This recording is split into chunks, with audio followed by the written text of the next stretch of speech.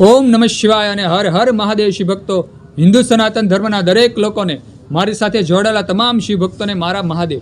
શિવ ભક્તો, શિવ મહાપુરાણમાં સુંદર લખેલું છે કે માક્ષર માસ હોય અને તેમાં આદ્રા નક્ષત્ર હોય, તે દિવસે જે કોઈ માનવ શિવલિંગની પૂજા કરે છે, તે માનવને 100 મહાશિવરાત્રિની પૂજા કરે, શિવલિંગની પૂજા કરે તેટલું પુણ્ય એક દિવસમાં પ્રાપ્ત થઈ જાય છે. શિવ ભક્તો, સુંદર આવું શિવ મહાપુરાણમાં કહેલું છે. તો આપણે આજે જાણીએ આ જે કથા છે, શિવ મહાપુરાણમાં જે આ કથા છે તેના વિશે. શિવ ભક્તો, પૂર્વ કાળમાં ભગવાન બ્રહ્મા અને ભગવાન વિષ્ણુ વચ્ચે વિવાદ થાય છે. ભગવાન બ્રહ્મા કહે છે કે હું મોટો છું અને ભગવાન વિષ્ણુ કહે છે કે હું મોટો છું.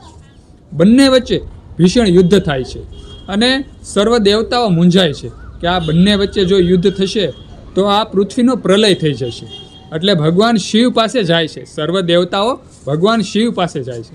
ભગવાન શિવને તો ખબર જ હોય છે કે આ યુદ્ધ થવાનું છે.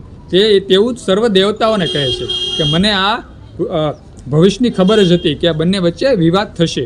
શિવ ભક્તો, પછી ભગવાન શિવ આ બંને જે યુદ્ધ કરતા હોય છે તે યુદ્ધને અદૃશ્યપણે નિહાળવા લાગે છે અને પછી ભગવાન શિવ બ્રહ્મા અને વિષ્ણુની વચ્ચે અગ્નિ સ્તંભ રૂપે, જ્યોતિર્મય સ્તંભ રૂપે ઊભા રહી જાય છે. ભગવાન શિવ એક નવું રૂપ ધારણ કરે છે. શિવ ભક્તો, આવું શિવ મહાપુરાણમાં સુંદર લખેલું છે. અને તે દિવસ જે અગ્નિ સ્તંભ રૂપે, જે જ્યોતિર્મય સ્તંભ રૂપે ભગવાન શિવ ઊભા રહી જાય છે, તે દિવસ આદ્રા નક્ષત્ર અને માક્ષર માસ છે.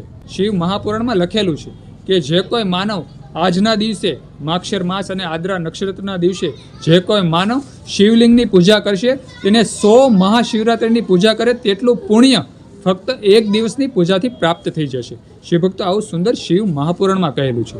તો શિવ ભક્તો, આવું તો શિવ મહાપુરાણનું સુંદર જ્ઞાન. જો તમને આ વિડીયો ગમ્યો હોય તો વિડીયો બીજા શિવ ભક્તોને શેર કરજો. આજે બસ આટલું જ. ભગવાન શિવજીની વાત કરવા બેસીએ તો ભાવ ટૂંકો પડે. એક ભાવ હોય કે 1000 ભાવ હોય, તે ટૂંકા પડે અને ટૂંકા પડે. કારણ કે ભગવાન શિવજીનો મહિમા અપરંપાર છે. તો બધા શિવ ભક્તોને હર હર મહાદેવ અને ઓમ નમઃ શિવાય.